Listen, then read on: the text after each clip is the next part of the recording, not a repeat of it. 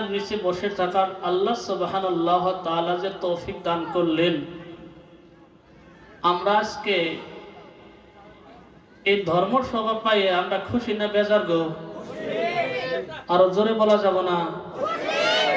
আমরা সবাই খুশি তো? আচ্ছা, খুশি থাকার কারণ, যাওয়া বছর এই জায়গায় ধর্মসভা হয়েছিল না? হয়েছিল? বাবাজি দিলের কানটা লাগাই অল্প সময় আলোচনা করবো ইনশাআল্লাহ।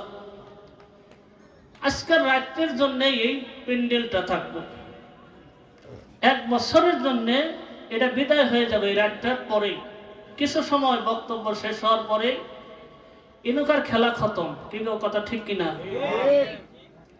যে মানুষগুলা, যে মুরব্বী বাবাজিগণ, যে মা বোনেরা যাওয়া ধর্মসভার মধ্যে এই জায়গার মধ্যে উপস্থিত ছিল, আচ্ছা ওই মানুষগুলো আজকের ডেট পর্যন্ত 1 বছর ডিফারেন্স নাকি? 1 বছর ডিফারেন্সের মধ্যে ব্যক্তি মানুষ আমরা জীবিত আছি কি? আছি না গো? কি জানি আমার আপনার জন্য এটা শেষ ধর্মসভা। কি জানি আমার আপনার জন্য এটাই শেষ ধর্মসভা। কি জানি আমার আপনার জন্য স্মৃতি হয়েছে আগামীকাল আমি বক্তা সাহেব আলোচনা করে গেলাম, যদি আল্লাহ লিস্ট করে থাকে আগামীকাল ওনার জান কবজ হবে। কি গো, কারোর কথা শুনবে? শুনবো গো? তাহলে এত বরকতি জায়গা আল্লাহ সুবহানাল্লাহু ওয়া তাআলা বলেছেন, যদি কোনো মানুষ আল্লাহ সুবহানাল্লাহু ওয়া তাআলার হাদিস ও কোরআনের মাহফিলের মধ্যে বসে, আল্লাহ সুবহানাল্লাহু ওয়া তাআলা তার পিছনের সমস্ত গুনাহ মাফ করে দিবে। সুবহানাল্লাহ। তাহলে আল্লাহ যদি বলেন যারা প্যান্ডেলের ভিতরে বসছেন তাদেরকে আমি আল্লাহ আজকের রাতের উসিলায় তাদের তামাম জীবনের গুনাহ মাফ করে দেব, যারা বাহিরে আছে তাদেরকে দিব না। আবার আগামী বছর সেই হায়াতে জিন্দেগি পাবে না নাই, আমি আর আপনার গ্যারান্টি আছে বলার জন্য? কি আছে? নাই। সে আল্লাহ পাকের উপরে আমরা শুকরিয়া আদায় করে নেই, আল্লাহর উপর আমরা সন্তুষ্ট হয়ে আল্লাহ পাক পরওয়ারদিগার আলমের কাছে আমরা শুকরিয়া জানাই। আমরা সবাই জোরে সরে বলি আলহামদুলিল্লাহ। বিশ্ব নবীজি জনাবে মুহাম্মদুর রাসূলুল্লাহ সাল্লাল্লাহু আলাইহি ওয়াসাল্লামের প্রতি অসংখ্য দরুদ ও সালাম। যে নবীজি সাল্লাল্লাহু আলাইহি ওয়াসাল্লাম দ্বীনের ব্যাপারে উম্মতের ফিকিরের জন্য নবীজি সাল্লাল্লাহু আলাইহি সাল্লাম কি করেছে? মেহনত মেহনত মেহনত করেছেন। কি কথা ঠিক কিনা? আল্লাহ নবী সাল্লাল্লাহু আলাইহি ওয়াসাল্লামের কলিজার টুকরা মেয়ে হযরতে ফাতিমা রাদিয়াল্লাহু তাআলা আনহা আল্লাহ নবী সাল্লাল্লাহু আলাইহি সাল্লামকে বলেছেন, আব্বাজান আপনারা দেখি আপনি তো খুব ভালো পোশাক নিয়ে যান, আর যে সময় আপনি ফিরে আসেন, বাড়িতে চলে আসেন, আপনার শরীরের মধ্যে ক্ষত বিক্ষত দাগ, ক্ষত বিক্ষত রক্তের ফোঁটা দেখা যায়। এত কষ্ট নবীজি সাল্লাল্লাহু আলাইহি ওয়াসাল্লাম করেছে, কি করে নাই? আমরা একটা রাত সময় দেব। আজকে আমার কথাই বলি, বহুত দিন পড়ায় সময় সবার শান্তির মধ্যেই থাকি। তো মহতরম দোস্ত বুজুর্গ, আমাদের তো কষ্ট হয়, হয় না?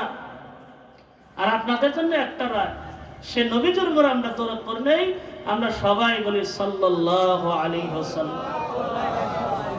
এই যে বাতাস, অক্সিজেন, আমরা যেটা বাতাস ব্যবহার করতেছি, কি গো, এই বাতাসটা যদি বন্ধ হয়ে যায় শেষ। মানুষ শেষ, মানুষ কিন্তু শেষ। মানুষ এই হাওয়ার উপরে আমরা চলতেছি না গো? আল্লাহ যতদিন হায়াতে জিন্দেগি দিছে, হায়াতের উপরে থাকা লাগবো না গো? মহতরম দোস্ত বুজুর্গ, বাতাস বন্ধ, বাতাস শেষ, আপনার কার্যকাল শেষ।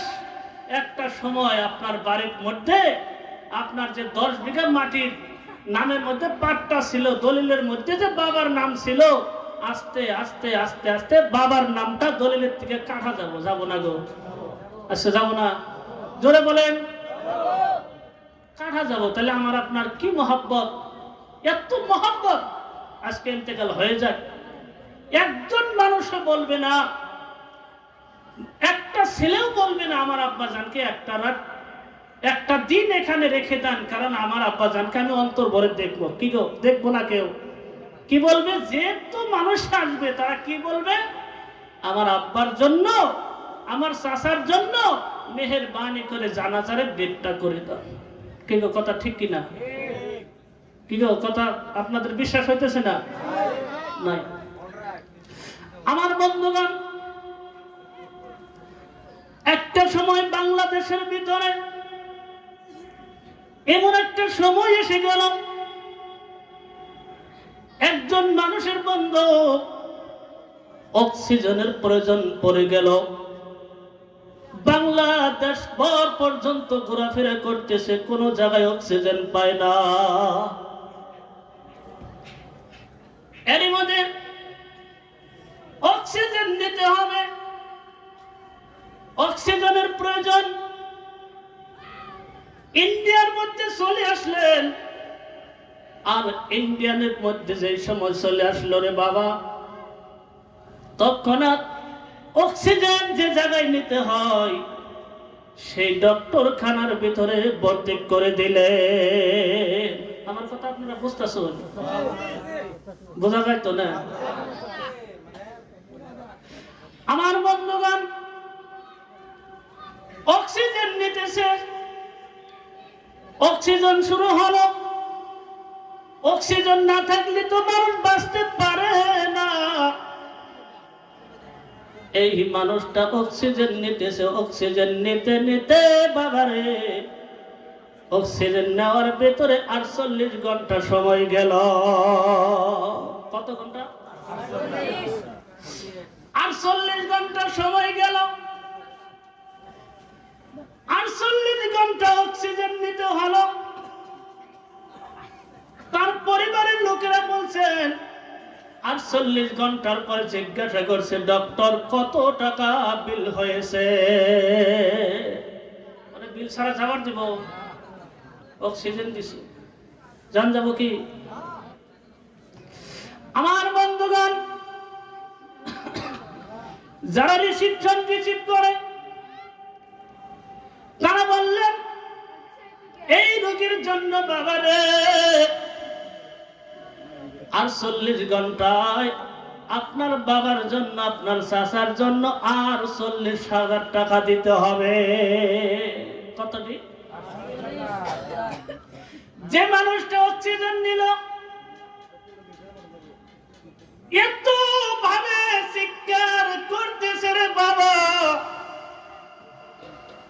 চিৎকার করতে করতে রে বাবা,